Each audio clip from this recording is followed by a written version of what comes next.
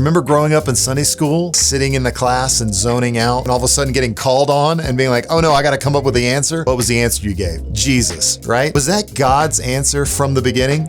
Well, today we're going to find out. I'm Ross, and this is the Pastor's Vlog. Did God decide to provide Jesus as our sacrifice for sin after Adam and Eve sinned? Or was the plan of redemption decided before creation itself? Yeah, this is a great question. Because when you really start to think about who God is and when you get beyond the answers of just Jesus and you really think about maybe some of the things we find in the Bible, this question really gets to the heart of God's plan. What did God have in mind when he created everything? What did God have in mind when he created Adam and Eve? Did God know they would sin?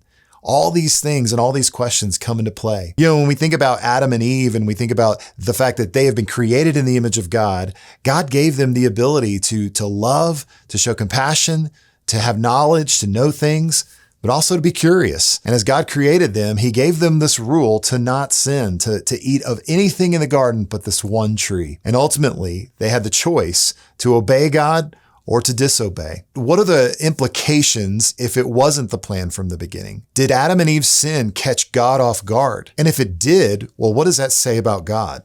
Well, if Jesus is the answer after Adam and Eve sinned, then we can't fully call God omniscient.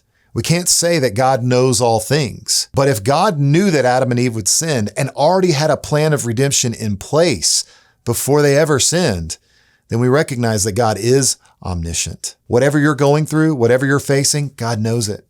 And he knows the best way to handle it, and that's to turn to him and to cast all your cares on him. We can also trust that God is faithful to his promises. So promises to send a savior, he has fulfilled. Promises to us that he will never leave us or forsake us, we can trust that as well. Genesis is an awesome book and so many things for us to learn about God. Come back next time as we continue to answer questions and even answer the question, why is there even anything in the first place?